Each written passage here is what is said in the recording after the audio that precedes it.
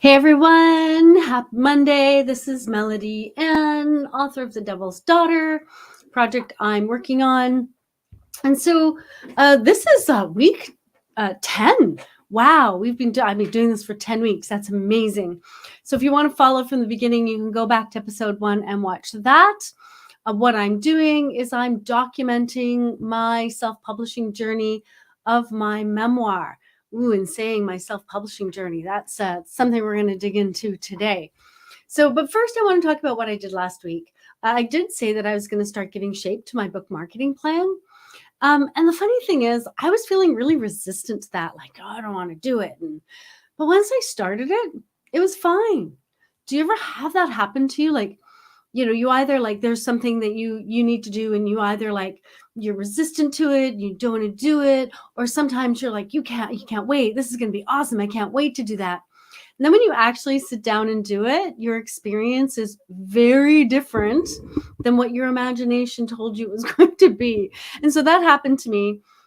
For some reason, I was like, I don't want to organize this. Seems like a lot of work, but it wasn't. It was great. It was really useful, actually. And so it wasn't, when you set yourself up for something and then you think it's going to be awesome and it's not, that's no fun. But when you think it's going to be less fun and you actually have more fun doing it, that's kind of cool. So yeah, that's what I did to myself this week. So let's dig into my update just a little bit. I did say I was going to reorganize my book plan, and I did. And I got some beta reader feedback last week, this past week, that threw me for a loop.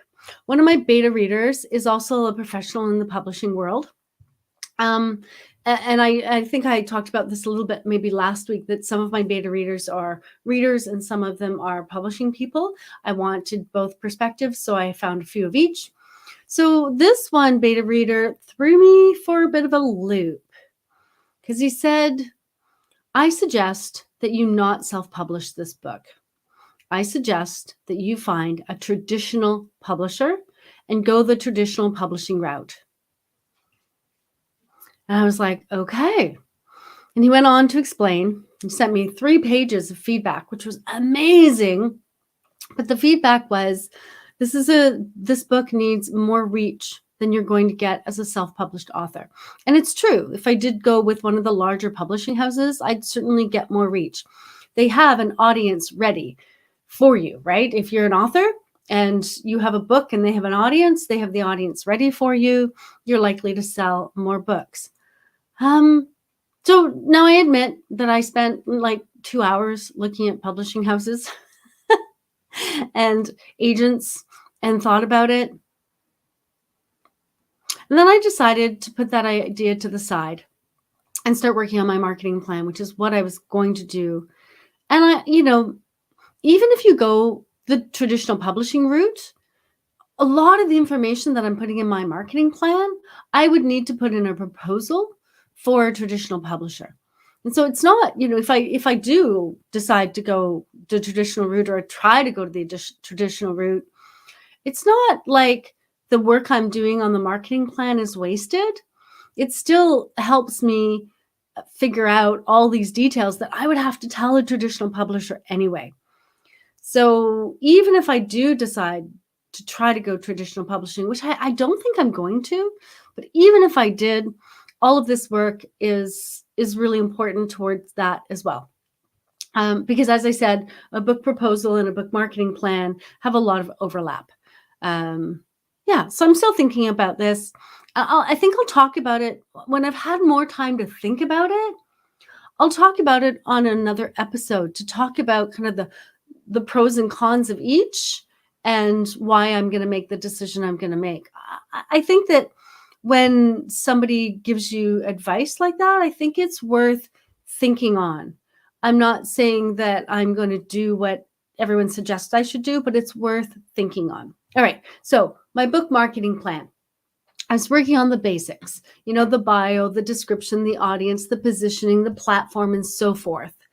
And I can talk about those later on, and I will actually hopefully share some of those at some point.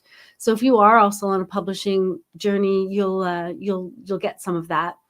and kind of get some examples. I'm definitely going to be putting it in the member area of Author Nation. That's the community of authors that I run.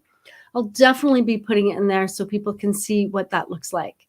So once I had kind of those basics laid out, not perfect. I mean, they're really first runs at these things. I started looking at all the promotion activities that I'd been listing and brainstorming, and I started kind of pulling them apart, right? Like, for example, a book promo sites. That's something I want to do on launch, right? Going on podcasts or doing a blog tour. That's something I want to go on launch. But going, podcast, that's something I can do. I could be on a podcast once a month. It wouldn't be that much work to find one podcast a month and talk about my book, on one podcast a month as ongoing promotion. So I started kind of dividing them up like that, right? It's like, okay, these are the things I'll do just in launch. So I had a launch, put an area called launch, and these are the activities for there. And then I put the heading launch calendar and launch budget. I didn't fill them in. Well, actually on the launch budget, I did kind of start naming the items that would actually cost money. I didn't actually do any research or say how much they'd cost. Some of them I know, some of them I don't. Some of them you can spend $5 to $500 or $5 to $5,000. And so I'll have to decide on how much I want to invest in each of these areas. But that's what I started doing. I started dividing it up. This is what I want. Pardon me. This is what I want for launch only. And this is what I want for ongoing. And some of them, again, cross over, and some of them are separate. For example, author platform is only in launch. I'm going to develop an author platform, and I'm not going to keep messing with it over and over again. That's something you do once. So, I mean, what does this say?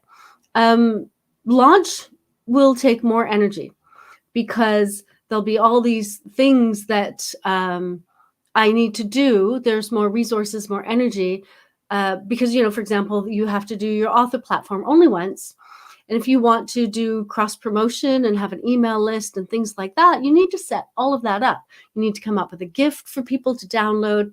So you have to think about that and do all of that work up front. So there's definitely more work and energy and probably a higher budget in launch. It doesn't have to be. You can spend as much money as you want. You know that. And I'm also pondering the idea of a book trailer in my launch. I thought that would be fun. And I think that if I do a blog tour, it'll be larger, or like more blogs, right? More podcasts up front, and then fewer, maybe one a month as we go beyond that. And of course, there are things that like decisions you want to make now. Like, do I want an email list? Because if I do, that's great. You get readers on your email list. You get to interact with your audience, and that's really awesome. If you write another book or whatnot, there's you have that audience there. But that also takes time. If I decide to set up an email list, it's not just the setting up the email list and the gift and all that. And then I have to think, well, am I going to send monthly emails? Am I going to send weekly emails?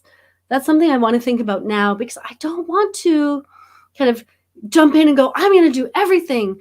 And then I have a job and I have a family and I have a life and I only have so much time. So I have to decide what I'm going to do, what I'm going to dedicate to this and what I'm not, and kind of measure my energy and measure my resources, right? My mental, my emotional, all my resources. I don't want to overstretch myself and then not be able to live up to the things that I wanted to, or thought I wanted to do. So in the end, this was the right time for me to start breaking things down like that, launch versus ongoing. And I've had some momentum in this area, so I think I'm going to keep working on this next week. I think that's the right thing to do for me right now. I know that I have lots of feedback back, and there's a part of me, it's like, should I be revising? That's hard. So earlier today, actually, I was talking to an author from my community, and she was saying that she felt like she was behind. And I jokingly said, behind what? But I understood what she meant, right? I don't know. I know she's not alone in this. Do you ever feel this way? Like somehow you're behind, like you aren't far enough ahead, like you should be doing more. I feel like that too. And this week, having the revision and the marketing kind of both looking at me, I kind of feel like, oh, I should be doing both, but I probably only have time for one. So I'm going to do marketing. And I also think that because I did a big revision quite recently, it's good to just let things sit, right? Just let things sit, not get too, into it. It's good to take a step back. So when I do come to the revision, I'll be in a better headspace to look at it and make good changes, right? Changes that are good for the reader in the end. Yeah. So when you add a book and a marketing plan to your already busy schedule, that feeling can rise up, right? Like I'm not doing enough. I get it. I feel that way too sometimes. So if you're feeling that way this week, ask yourself, behind what? My guess is that you are in the right place. So keep going. So next week, I'm going to keep working on my marketing plan. This is my update. This is my promise. I'm going to keep working on my marketing plan, even though I feel a pull towards revising and editing. Intellectually, I know that's probably not my best choice. And I know that need to revise is coming from that place of feeling behind. So I'm going to just tell myself that I'm in the right place too. And I think working on my marketing is a good plan for right now. Happy Monday. I hope this is helping you. I look forward to seeing you next Monday. Until then.